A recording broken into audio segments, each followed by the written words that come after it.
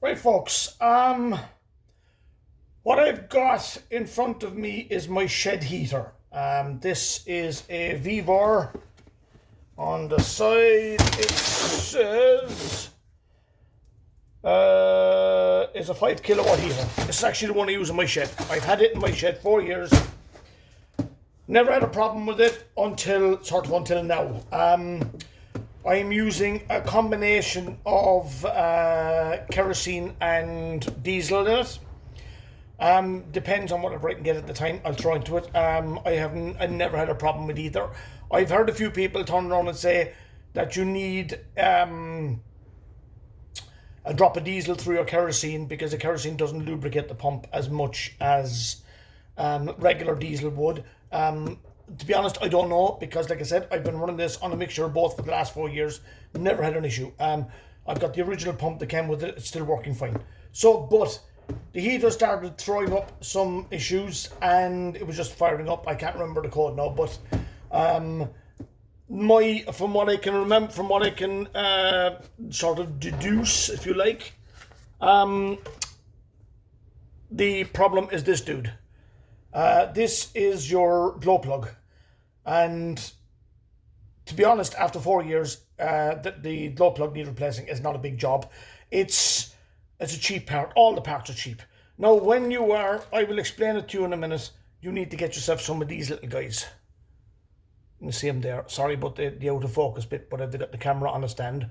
You need to get yourself some of these. These are the gauzes that go into it. I'll show you now in a minute when we get one out, and I'll show you what the crack is. But anyway, I'm going to crack this open. I'm going to do this video over 2 parts, guys, because it's a long-winded video, and it'll only bore the shite out of you if I'm going to do it over one. So, first of all, anyway, pull the rubber seal off the bottom. This is supposedly designed to stop any fumes and stuff getting up. Don't know if it works or not, but it's there, so put it on. Unscrew this dude, if he will come off. There we go. That will take off this guy. Okay, quick explanation as to what you're looking at. The burner's inside here. This is your fan, and what the fan does, like, for all the guys who turn around and said fumes and all this kind of crap, this is what happens, right? This burns inside the cylinder inside here, burns the same as an engine basically. It causes this to get very, very hot.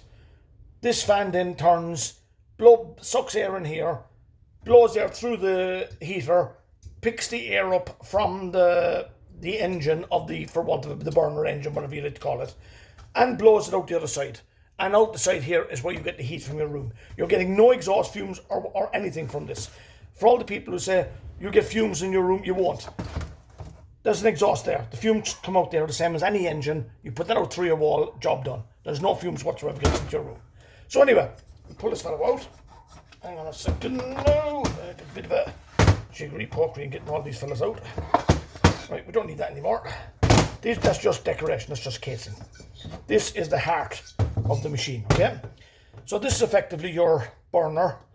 Circuit board in here, which drives your, this is the guy, this is your glow plug goes in here.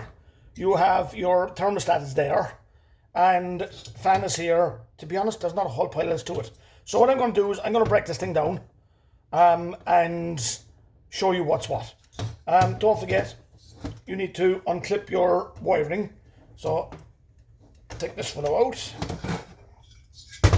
On the other side you have 2 more. You have one for the fan and you have one for the temperature sensor. So plug him out. Plug him out. If you've got a problem afterwards and your machine doesn't work properly, it's quite possibly because you've got these 2 guys the wrong way around. It doesn't do any harm to get them the wrong way around. I've done it quite a few times. But the fan goes on the inside, the temperature sensor goes on the outside. Now, 1 second, because I need a Phillips screwdriver. There we go. So anyway, all I'm going to do in this video, guys, is I'll pull it apart.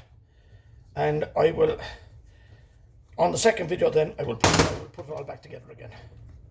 So, undo that screw up the top here. Put that to one side. This guy then comes off. So what you have there, look, there's your circuit board. One for the fan, one for the temperature sensor, and one here for the glow plug. This one here is your main plug-in for the power feeds, and it goes up to the display, and it's all plug and play. So there's you've no messing around, right? So the next job now is I need to get a Phillips or an Allen key, which I forgot to pick up before I started this video. So take this off.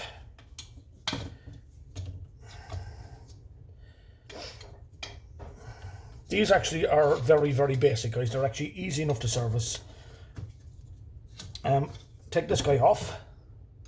Now, piece of advice when you're taking this guy off. Just be careful, because inside the inside here is a paper gasket, and you don't want to rip the shite out of it. No, it's not. You don't get access to the burner from the side. So from this actual cover. So even if you put a small little nick in the gasket, it's not going to be the end of the world. 1 second, I will take that one out. And this is the last one.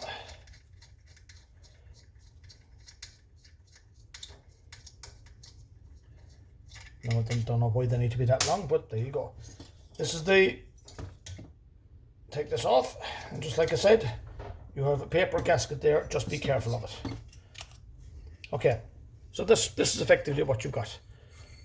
It sucks air in there through your air filter, air balancer, whatever people like to call it, right? Comes in here to this dude, and this is what turns you have electric fan in turning it. It turns that, sucks air in, and blows it back through this bit blows into the burner to keep the burner going, and this bit blows on the outside to keep the hot air coming into the room. So it's like a dual function setup. Works very well. Couple of bearings in here, I'm assuming, but it's absolutely perfect. There's no need to do anything with it. So that guy's fine. Now, in here, here's your paper gasket like I was showing you. Just be careful you don't break it. Now in here you have a couple of things. Here is your diesel feed. That's your main diesel pipe coming in. It goes into here and goes in there, okay? There's your glow plug. Your glow plug is what heats the diesel before combustion. It gets it up to a point where the diesel is warm enough to actually combust. And I need a 13mm spanner. 1 second, guys, now, and I will be with you when I find me a 13mm spanner. I think it's a 13 anyway. No, it's a 12, of course it is. So why would it not be? And just in case, I had better bring an 11 as well. To pain the hole. That's what. One twist, actually not that tight either. Just undo this guy, and he will come out. Pull this fella out. I'm not too bothered about this because, like I said, I'm actually replacing this with a new one. But it'll give you an indication. Right, there's the glow plug. All it effectively is, 2 wires going in. It's an element. One is an earth. The other is a heater. This element glows red, and that is the old one.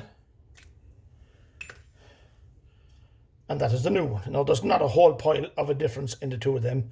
And this one is 4 years old. This one is brand new. So there you go. Might not be the issue, but like I said, parts are very, very cheap. So it's worth it. It's worth it trying it out anyway. So that guy goes there.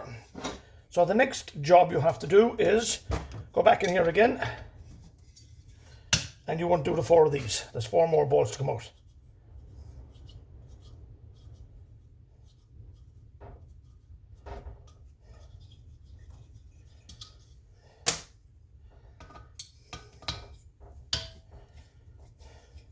So guys, don't be put off by these looking sort of with their big fancy cases and everything else, because they're all very every diesel heater you get is going to be the same. They might all have fancy cases and big digital readouts and all this kind of business and fuel tanks built into them and all that, but at the end of the day, the heater core part of it they're all the same. They're all based on a simple design by, I think it's by a company called Webasto. And the reason that there's so many of them available now that weren't around years ago is because Webasto had a copyright design on them. And as soon as the copyright design finished, well, the Chinese sort of got into high gear and went off on one and decided they'd make them. This now, guys, is the burner. Now, as you can see, there's nothing in there. This is literally just a hollow opening with fins inside there. All this thing is designed to do is just a casing. It's designed to radiate heat. This guy is your burner. And again, as you can see, nothing too fancy about it. What you have here is, you can see the slots. Well, what the slots do is, when that's in here, that produces a lot of air. It forces it in here. Drop a diesel, bit of flame. Next thing you know, you've got a furnace inside here. And what that done, that glows red hot.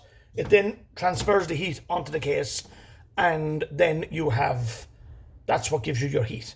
So, all right, guys, the only thing that's left to do here, I'm not taking this off because it's only literally on with a clip. This is your heat, your thermostat, or whatever you call it. It's all it is just a piece of plastic pressed onto the side with a little bit of a metal clip over it. Again, no need to take it off because I don't think that's my problem. So anyway, so guys, I'm going to end the video on this one because it's long enough. I'll do another video and we will we'll start again and we'll reassemble the whole thing. Okay, see you later, guys. Bye bye.